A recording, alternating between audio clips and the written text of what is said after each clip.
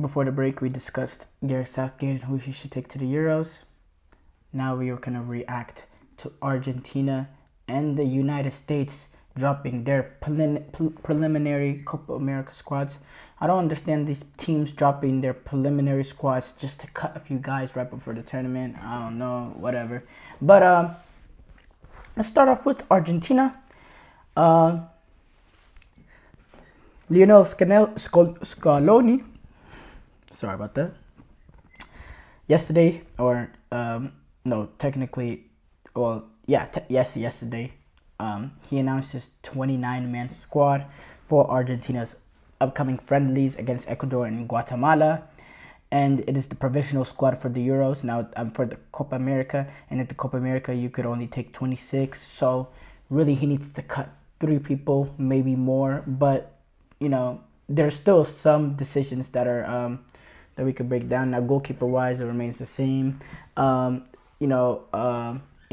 Martinez, he's the guy. Franco Armani, River Plate. He played at the World Cup in 2018 after coming in for Willy Caballero. But overall, when you look at this team, a lot of these same guys that won a World Cup, with Emiliano Martinez, Marcus Acuna, Lisandro Martinez, Montiel, Otamendi, Cristiano Romero, Tagliafico, Lo Celso, Fernandez, Alexis McAllister, Paredes, DePaul, Alvarez, Correa, Garnacho, or no, not Garnacho, Di Maria, Lautaro Martinez, Lionel Messi. But you get a little bit of some new guys coming in. A guy from Monza, Italy, like Valentin Carboni, 19-year-old.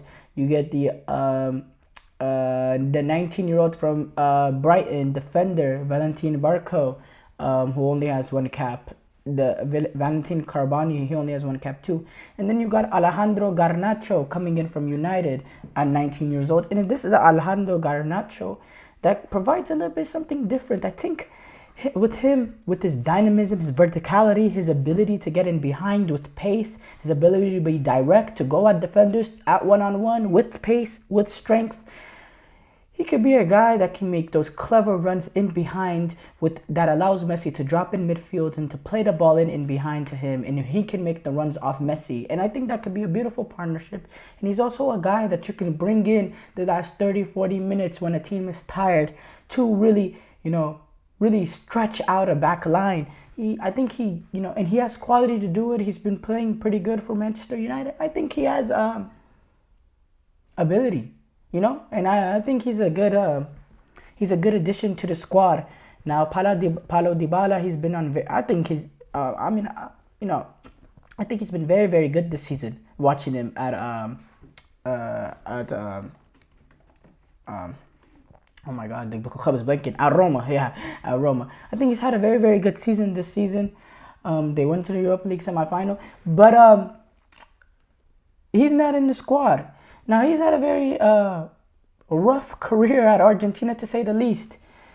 The struggles of trying to play him and Messi, earlier on in his Argentina career, as he started to play, he suffered a red card in the World Cup qualifier for, I believe, the 2018 World Cup.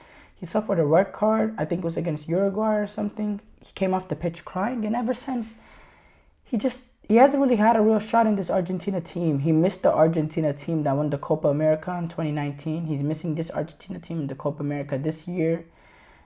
He was on the team that won the World Cup, but didn't really play at all much for a player of his ability. And it is really a shame because he is talented. He just hasn't been able to fit in the puzzle of this Argentina team. The way that they play too is a little bit more defensive, more solid, and you have the guys in the midfield, the workhorses like a Paredes, like a Rodrigo De Paul, that gives you something. That it's more of what Alexis McAllister. That's more of what Lionel Scaloni wants to do rather than a guy like Paulo Dybala, because he's not going to play right up top with Messi. You're going to want to play him in the midfield, and he doesn't really give you the attributes that Scaloni wants. And it's a very difficult situation. But as far as this Argentina squad, just in general, I mean, the same core guys that won the World Cup.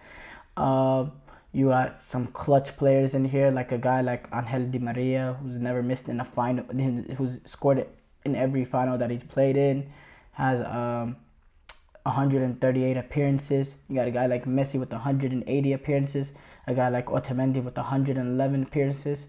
So there's experience in this team. There's youth in this team. There's World Cup winners in this team. It's a talented team. Ezekiel Palacios coming off of a remarkable season at Leverkusen. Enzo Fernandez, now him being in, he just recently got surgery. Will he be able to recover and be completely fit and be firing in all cylinders for Copa America? He's going to be key. Lisandro Martinez, he's in the squad despite having a injury-ravaged season. Can he get into the fold? He's going to be an important part of this team. He didn't start at the World Cup, but he ended up being important. Now, the center-back partnership, we all assume is going to be Christian Romero and Nicolas Otamendi. But a guy like Lisandro Martinez, he's going to be key throughout the tournament. So can he ease himself in? And this is Copa America. This is Copa America that they play Conambel football. It's aggressive football. So they will attack the injuries. They won't be afraid to.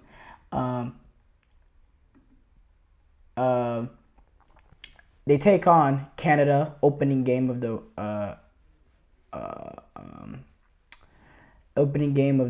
Copa America. Not opening game of the Copa America, but their opening game. Then they take on Chile, and then they take on Peru.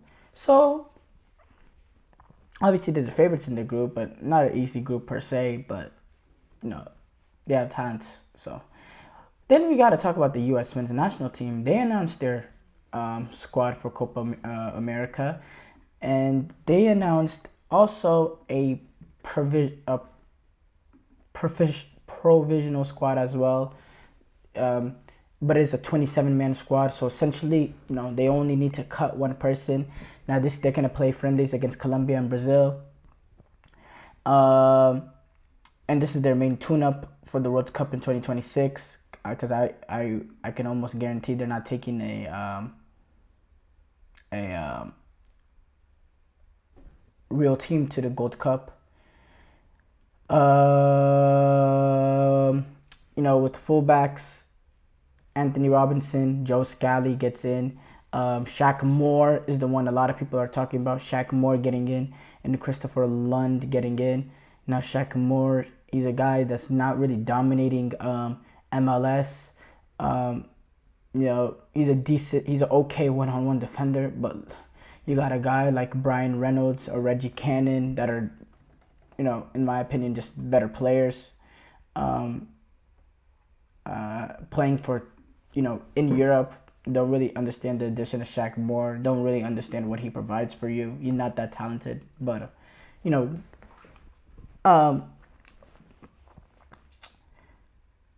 Greg Berhalter has his just bad moments. Now, what they did in the midfield, Weston McKennie, Yunus Musa, Tyler Adams, Joe Reyna, Johnny Cardoso, Luca De La Torre, Malik Tillman, Timothy Tillman. I like those. I like every single midfielder. Questions were asked about Timothy Tillman, but I understand the addition. He's probably going to be the guy that might be cut from the 27-man squad, but Johnny Cardoso, he's been very, very good this season. Luca De La Torre, they've been good this season. Malik Tillman, he's having an amazing season. So, and then Weston McKennie, Yunus Musa, Tyler Adams, Gio Reyna, they pick for themselves. But yeah, Timothy Tillman, he's probably going to be the one that's probably cut from this roster. But, I could see wanting to bring him in to see a look. Like Christian Pulisic, Tim Weah, Brendan Aronson, Haji Wright, they're listed as the wingers. They're all... It's pretty obvious, they're all why Christian Pulisic and Tim Weah, they're going to be the starters.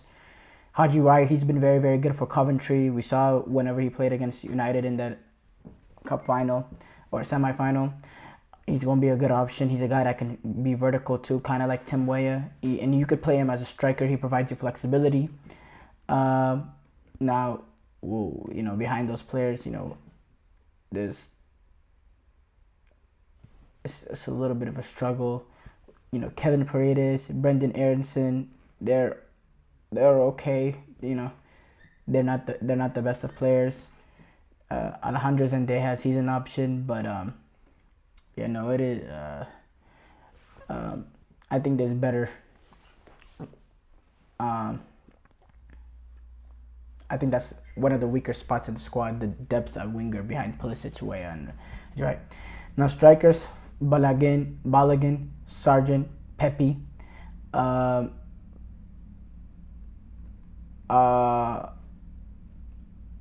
of those are for me. Balogun and Sargent, very very good. Pepe, very very good. I think that three should stay. I think they're the three number nines, the best three number nines that we have. Florian Balogun, he's had a little bit of a down season at Monaco, but he's still a brilliant player. And the goals that he scored last season, no striker is capable of that amongst the group of people we have. Now Haji Wright, he's going to be an option too. Even though he's listed as a winger, he's going to be an option as striker. Josh Sargent, I think he provides good hold-up play. He's technically gifted, and he doesn't have the goals to say, but he's kind of like he's a very good, he's nowhere near the caliber of this player. This is a much better player than him, but he's a little bit of like a Josh Sargent. I mean, a little bit like a Gabriel Jesus. Now, whether he could be a striker or not, on his own, I don't know. But if he can play against a guy underneath someone, or if you bring him in later on to play underneath the striker, I think he can be very, very valuable. And then Ricardo, Pepe, he's also a talented player. He's at his run in the U.S. team. He scored a lot of goals for the U.S., so I think he definitely should bid in.